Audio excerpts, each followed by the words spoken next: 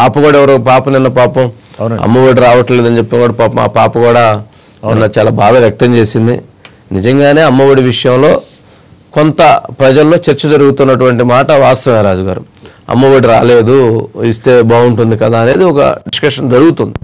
కానీ ఆ డిస్కషన్కి ఇప్పుడు జరుగుతున్న దీనికి మధ్య ఒక చిన్న లైన్ ఉంది. ఏంటంటే చంద్రబాబు నాయుడు గారు అమ్మఒడి ఇవ్వకూడదు అనుకోవట్లా, అమ్మఒడి ఇవ్వటానికి ప్రణాళిక చేసుకొని డబ్బులు తయారు చేసుకున్నాడు. డబ్బులు ఇవ్వటానికి కావాల్సినటువంటి నిధులని జగన్మోహన్ రెడ్డి గారు జీరో చేశారు.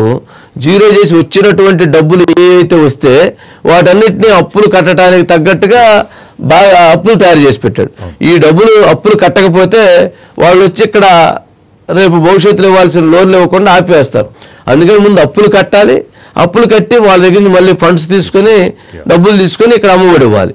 అమ్మఒడి ఇవ్వాలంటే వాళ్ళు డబ్బులు కట్టాలి, డబ్బులు కడితే అమ్మఒడికి డబ్బులు వస్తాయి.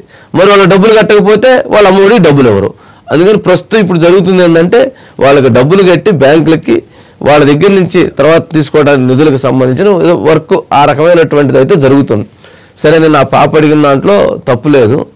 కాకపోతే ఆ పాప జగన్మోహన్ రెడ్డి గారు ఎక్కడికి వెళ్ళినా కానీ వాళ్ళు ఏదో మీటింగ్లకి అన్నిటికీ వాళ్ళ మేనమామ ఎవరో తీసుకెళ్తారట, తీసుకెళ్ళి అక్కడి నుంచి ఇది చేయిస్తారట.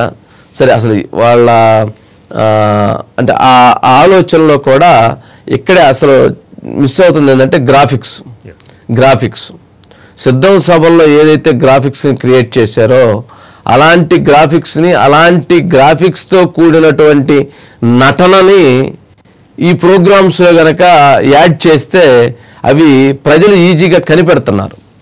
ప్రజలు ఈజీగా కనిపెట్టినప్పుడు ఏమైందంటే నష్టం ఎక్కువ జరిగింది. అందుకని నష్టం జరగకుండా చూసుకోవాల్సినటువంటి బాధ్యత వైఎస్ఆర్సీపీ పార్టీ మీదే ఉంటుంది. సరే, చూద్దాం రాజుగారు ఏం జరుగుతుందో ఏం జరిగిద్దో.